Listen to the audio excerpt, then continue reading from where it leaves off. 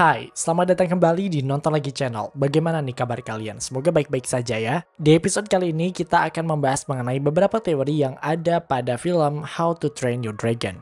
Film yang satu ini sangatlah menarik. Bagi kalian yang sudah pernah menontonnya, bisa dibilang pastinya akan merekomendasikan film ini karena karya dari DreamWorks ini menyajikan cerita dan laga yang sangat seru. Apalagi melihat naga-naga yang ada di sini. Ada yang imut, ada juga yang garang banget. Nah, tapi kali ini kita akan fokus tentang 8 teori yang ada film How to Train Your Dragon yang mungkin saja kalian tidak menyadarinya.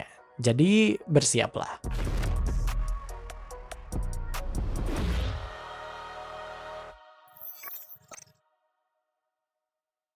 Armor Wing dan Bonnet Knapper. Karena kesamaan yang dipunyai di antara mereka, dua naga ini membuat kita bertanya-tanya, apakah mereka saling berkaitan antara satu sama lain? Nah, sebenarnya bukti-bukti yang dapat dikumpulkan bisa dibilang bahwa ya mereka memang memiliki keterkaitan.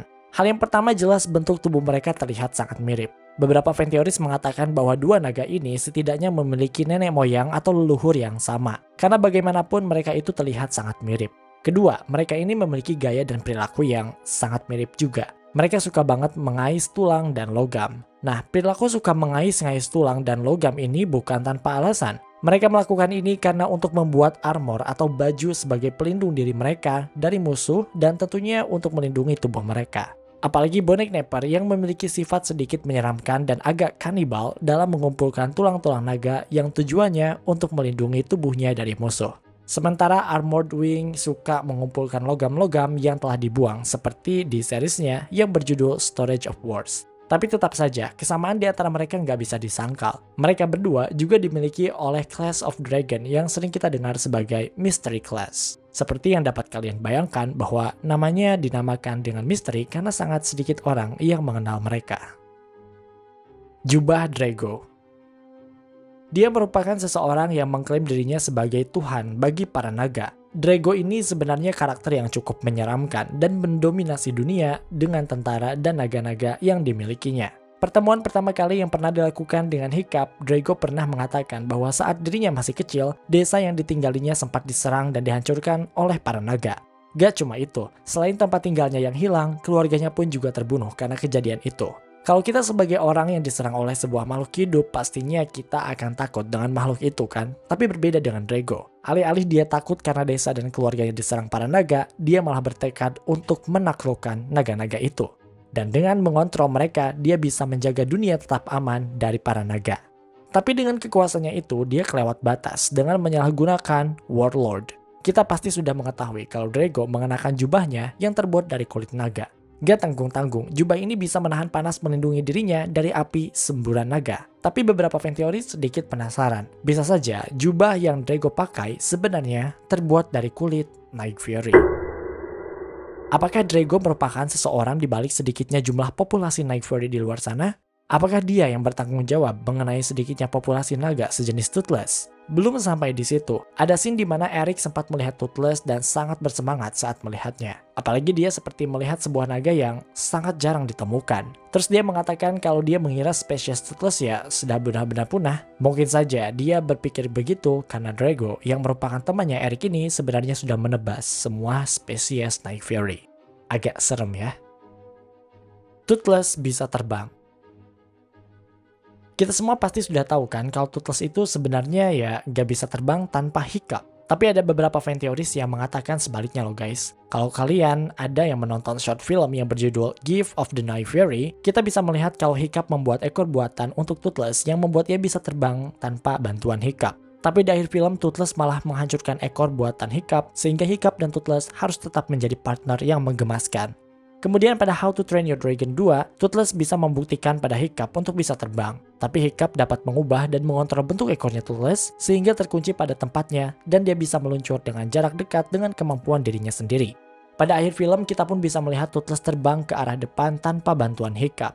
Beberapa fan teoris ada yang mempercayai kalau Toothless sebenarnya bisa terbang tanpa bantuan Hiccup. Tapi chemistry dan hubungan yang terjalin antara Hiccup dan Toothless sangatlah penting bagi dirinya sehingga dia memilih untuk tidak terbang sendirian. Karena jalinan hubungan yang ada pada mereka berdua juga, semakin lama Toothless dan Hiccup saling bersama dan terbang bersama. Dan itu artinya semakin kuat kemampuan yang dapat Toothless lakukan.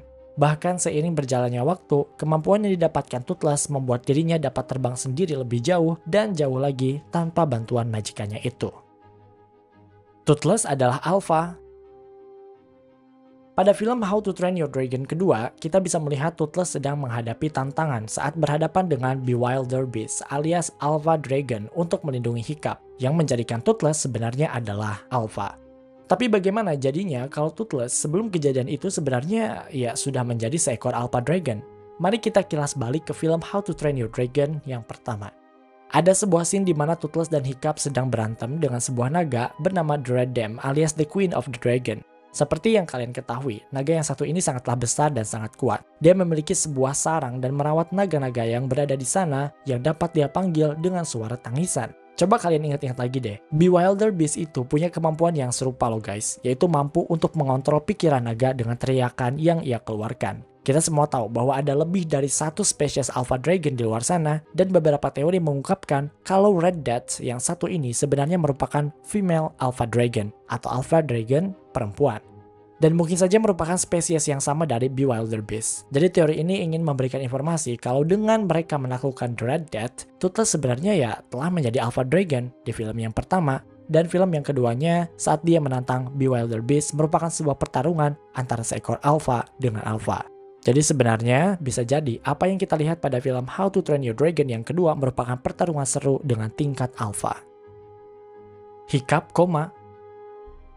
waktu Hiccup dan Toothless lagi bertarung melawan naga Red Death, saat itu pastinya nggak mudah. Dan pastinya, karena pertarungan itu merupakan pertarungan sesama naga, Hiccup yang berada di punggung Toothless sebagai driver lebih tidak diuntungkan pada pertarungan kali ini karena ia hanyalah manusia. Bukan naga yang memiliki kekuatan dan kemampuan lebih powerful. Sampai pada akhirnya, Hiccup pernah terluka dan jatuh ke dalam situasi koma selama 1 hari setelahnya. Namun beberapa teori mengungkapkan bahwa Hiccup tidak sadarkan diri lebih dari 1 hari. Yang pasti lebih dari 1 hari namun tidak mengetahui pastinya berapa lama ia tidak sadarkan diri. Pertama-tama, Hiccup saat sudah siuman langsung bangun dan langsung berjalan dengan cukup cepat, yang sebenarnya tidak masuk akal. Hal ini bukan tanpa alasan. Hiccup memang seharusnya mengalami situasi recovery yang lebih lama dengan kejadian mengenaskan seperti itu, yakni saat Hiccup terjatuh ke dalam kubangan api yang sangat panas. Gak cuma itu, waktu Hiccup siuman, Hiccup nggak terlihat memiliki luka bakar pada tubuhnya. Saat dia diselamatkan oleh Toothless saat kejadian api mulai memakannya karena ia jatuh ke bawah, ya logikanya saat Hiccup mendekati sumber panas seharusnya untuk kulit manusia pastinya sudah tidak bisa lagi menahan hawa panas sebesar itu.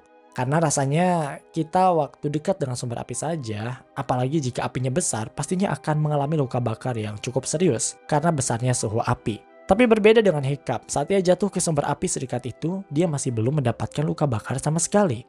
Jadi mungkin saja kalau Hiccup itu ya sebenarnya mengalami recovery yang lebih lama dari sekedar sehari. Jadi apa yang kita lihat dalam scene ini hanyalah bayangan atau mungkin mimpi dari Hiccup.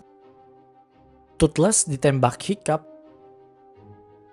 Teori selanjutnya yaitu tentang Toothless yang apakah sebenarnya benar-benar tahu kalau Hiccup lah yang menembak dirinya. Kita semua pasti sudah tahu bahwa Toothless sebenarnya sudah tahu bahwa Hiccup lah yang menembak jatuh dirinya pada saat itu, sehingga merusak bagian sayapnya yang menyebabkan dia tidak dapat terbang lagi. Tapi ada teori yang mengatakan kalau Toothless sebenarnya tidak mengetahui kalau Hiccup lah orang yang bertanggung jawab atas kerusakan ekornya selama ini. Hal ini membuat adanya perubahan pada film, tapi film itu juga akan membuat sangat masuk akal guys. Saat Toothless dan Hiccup bertemu, Toothless sangatlah agresif dan terlihat sangat menakutkan di depan Hiccup. Beberapa fan teoris berpikir bahwa kejadian itu sebenarnya karena Toothless sudah mengetahui bahwa dialah orang yang membuat Toothless terluka. Tapi dalam kenyataannya bisa saja itu bukan Hiccup yang menembak ke Toothless sehingga Toothless menjadi seagresif itu. Melainkan karena Hiccup merupakan manusia yang seperti kita tahu hubungan antara manusia dengan naga pada saat itu benar-benar sangat tidak bersahabat sama sekali. Dan Toothless mulai membaik dan berubah sikap saat Hiccup berusaha untuk membantu Toothless memperbaiki ekornya yang rusak dan mulai sedikit demi sedikit mempercayai Hiccup. Pada How to Train Your Dragon kedua, Hiccup sempat bercerita kepada ibunya bahwa dialah sebenarnya orang yang bertanggung jawab atas kecelakaan yang dialami oleh Toothless. Tentunya kalian juga pasti sudah tahu pada scene itu sebenarnya Toothless berada di dekat Hiccup dan seharusnya dia dapat mendengar percakapan itu. Sebenarnya Toothless sendiri mengetahui bahasa yang diungkapkan oleh Hiccup. Karena memang Hiccup sering mengkomandokan bahasa manusia kepada Toothless saat mereka sedang terbang bersama atau melakukan sesuatu bersama-sama. Tapi yang menjadi permasalahan yaitu Toothless sebenarnya tidak banyak mendengar percakapan itu. Jadi sangat masuk akal kalau Toothless sebenarnya tidak benar-benar mendengar apa yang dibicarakan Hiccup kepada ibunya pada saat itu. Mungkin saja Toothless benar-benar tidak mengetahui percakapan yang mereka lakukan. Dan itulah yang membuat sampai film ketiganya, Toothless sangat benar-benar mempercayai Hiccup begitu besar. Hiccup dan kakinya. Beberapa teori mengatakan kalau yang membuat kaki Hiccup hilang yaitu ya karena Toothless. Ya, Toothless yang memakan kaki Hiccup. What? Berlawanan dengan teori yang disebutkan sebelumnya, teori ini mengatakan kalau ada suatu waktu Toothless akhirnya mengetahui bahwa Hiccup lah yang menembak jatuh dirinya pada saat itu. Tapi memang pada akhirnya mereka tetap berteman baik karena chemistry dan hubungan yang dibangun di antara mereka sangatlah kuat. Nah, saat Hiccup berada di momen jatuh ke dalam kubangan api yang membuat dirinya tidak sadarkan diri, Toothless sebenarnya mengambil kesempatan diam-diam untuk menggigit dan memakan kakinya Hiccup. Kalian percaya nggak dengan teori ini? Toothless sebenarnya dalam lubuk hatinya tidak ada niatan untuk membunuh temannya ini dan sebenarnya juga sudah mengetahui kalau pada akhirnya dia akan sembuh seperti sedia kala. Tapi agar ada sedikit kesetaraan dengan dirinya, Toothless ingin membalas apa yang pernah dilakukan oleh Hiccup, yaitu menghilangkan sebagian ekornya yang rusak. Toothless seperti menerapkan prinsip mata dibalas dengan mata atau mungkin kaki dibalas dengan kaki agar setimpal dengan apa yang telah ia alami selama ini. Oke guys, itu dia teori gelap film DreamWorks Part 9, How to Train Your Dragon. Semoga kalian bisa terhibur. Terima kasih karena telah menonton video ini hingga akhir.